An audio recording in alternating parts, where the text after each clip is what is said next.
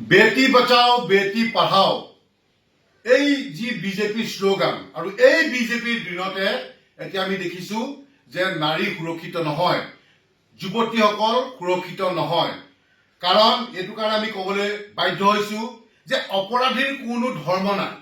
কাৰণ কেলে আমি যোৱা 1 তাৰিখে দেখিবলৈ পালো হাইলাকান্দিত 5টা নৰপিশা আছে, 5টা ধুৰন্ধৰে এজনী নাবালিকা ছোৱালীক ৰেপ কৰিলে, বলৎকাৰ কৰিলে।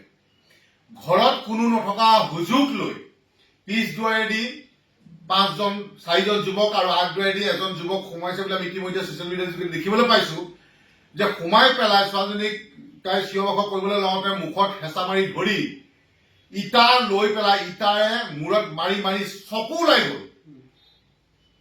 ওলাই গ'ল আৰু সেই নাবালিকা ছোৱালীজনীৰ গুপ্তাংগত ৰদ ভৰাই দিছে।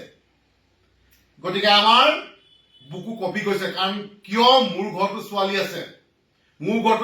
আছে, আৰু মুখ্যমন্ত্ৰীক মই এটা কথা ক'ব বিচাৰিছো যে আপোনাৰ ঘৰতো ছোৱালী আছে।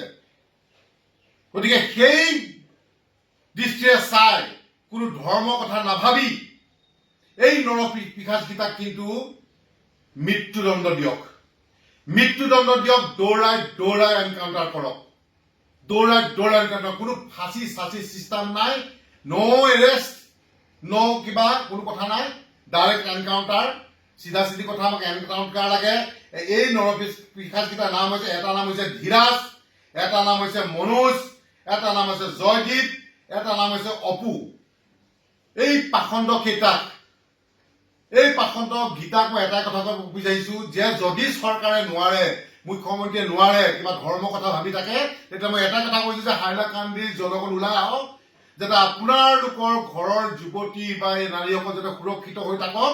এইকেইটাক যদি আপোনালোকে বা চৰকাৰে যদিও ইয়ালোকক উচিত শাস্তি নিদিয়ে, দৃষ্টান্তমূলক শাস্তি নিদিয়ে, এনকাউণ্টাৰ নকৰে, কিন্তু আপোনালোকে নিজভাৱে ইয়াৰ সিদ্ধান্ত লওক। হাইলাকান্দি ৰাইজক কৈছো, কাৰণ আমাৰ ঘৰত ছোৱালী আছে, আপোনালোকৰ ঘৰত ছোৱালী আছে।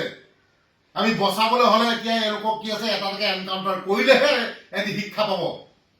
কাৰণ বাৰম্বাৰ দেখি আহিছো যে আমাৰ মহিলাসকলৰ ওপৰত যিকোনো ধৰ্মই নহওক কিয় কোনো চকু দিব নোৱাৰিব। ৰঙা চকু বুলি কথা নাই, কোনো চকু দিব নোৱাৰিব, আৰু এই চকু ফুটুৱাই দিয়া হব, চিধা কথা। গতিকে এই 5টা নৰপিশাচ ইতিমধ্যে গ্ৰেপ্তাৰ কৰিছে বুলি গম পাইছো।